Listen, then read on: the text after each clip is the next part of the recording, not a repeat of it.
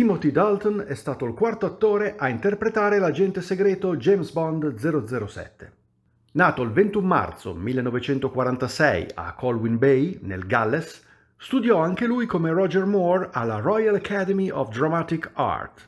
L'ho visto nelle pagine mondane. Fa vela, corre in macchina. Ah, ecco, sì. E pilota, l'ho visto in una corsa. Avete tutti ragione. Il signor Roth è un uomo dal gusto, dall'ecletticità e dello charme, direi un po' alla James Bond. Osservazione davvero interessante, dal momento che sarebbe diventato il quarto attore a vestire lo smoking di James Bond 8 anni dopo questa puntata del telefilm Charlie's Angels.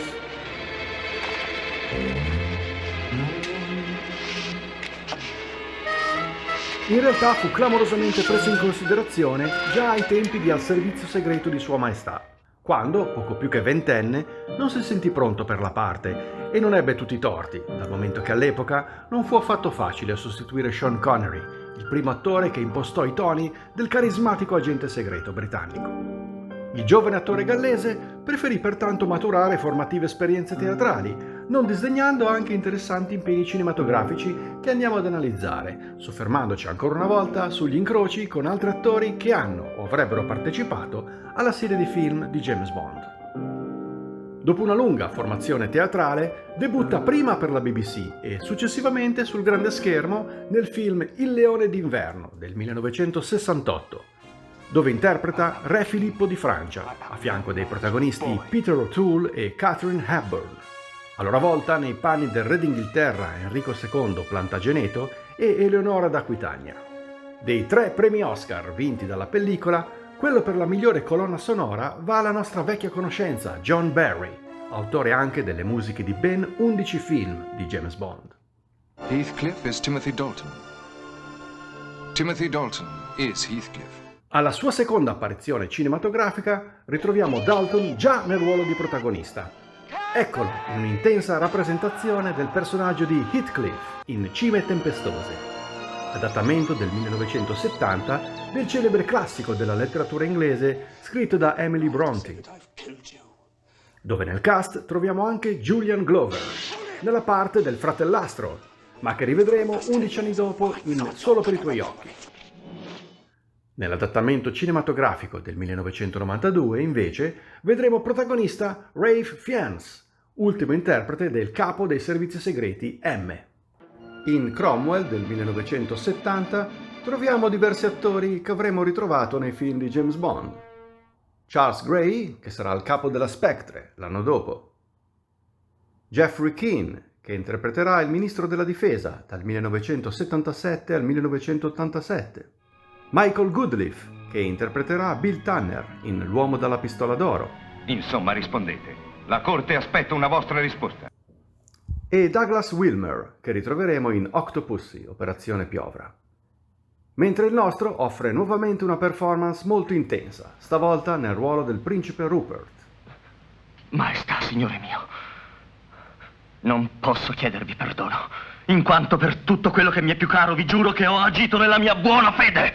In Maria Stuarda, regina di Scozia, del 1971, Dalton affianca Vanessa Redgrave, con cui inizierà una relazione, e interpreta il marito, Lord Henry Darnley. Nel cast troviamo Vernon Dopchev, ovvero Max Calba in La spia che mi amava, e le musiche sono ancora una volta di John Barry. Conclusa questa prima parentesi nel mondo del cinema, dal 68 al 71, Dalton torna al teatro per ricomparire dalla seconda metà degli anni 70 in varie produzioni cinematografiche internazionali, alternandosi sempre tra teatro, cinema e televisione. In Flash Gordon del 1980, oltre a Dalton, troviamo Max von Sydow, che impersona l'imperatore Ming e 3 anni dopo Blofeld nell'apocrifo Mai dire mai. Patetici terrestrucoli, lanciare i vostri corpi nell'insidioso cosmo, senza la minima conoscenza di chi o cosa vi attendeva qui, se aveste immaginato la reale natura dell'universo. E troviamo anche Chaim Topol, ovvero Columbo, in Solo per i tuoi occhi, un anno più tardi.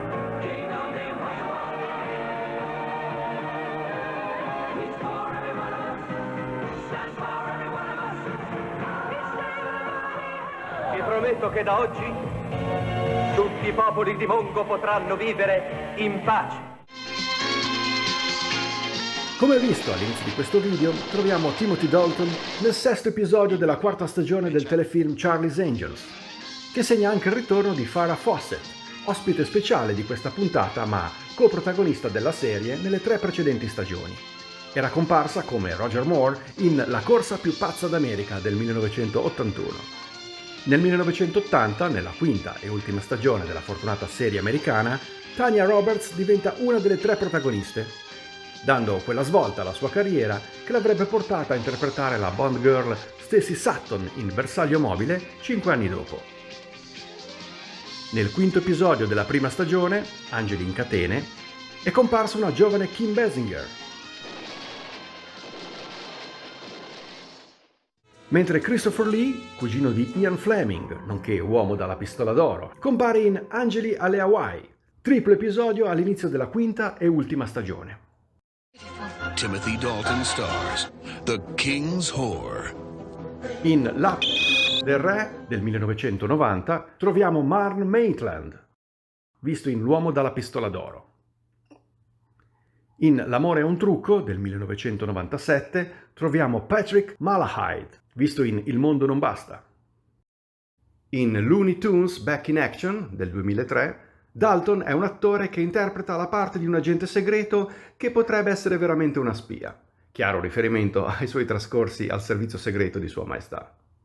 Segnaliamo anche il divertente Hot Fuzz del 2007, dove le musiche sono di David Arnold, autore di 5 colonne sonore di James Bond, da Il domani non muore mai a Quantum of Solace.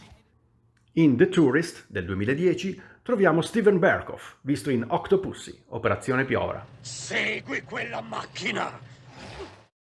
Tra i protagonisti della serie Penny Dreadful troviamo Timothy Dalton nella parte di Sir Malcolm Murray, mentre la sua amica e collega Vanessa Ives è interpretata da Eva Green, già nel ruolo di Vesper in Casino Royale. Rory Kinnear interpreta magistralmente la creatura e l'avevamo già visto come Bill Tanner, a partire da Quantum of Solace fino all'ultimo, No Time to Die.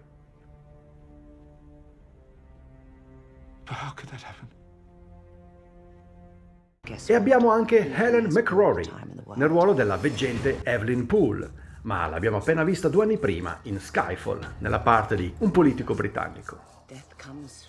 Inoltre la serie è ideata e sceneggiata da John Logan, con Sam Mendes nella veste di produttore esecutivo. Entrambi avevano già ricoperto i ruoli di cosceneggiatore e regista in Skyfall e Spectre. E la storia è ispirata alla Lega degli Straordinari Gentlemen, su cui è basato anche l'ultimo film interpretato da Sean Connery. E anche per questa volta è tutto. A presto, con nuove connection bondiane.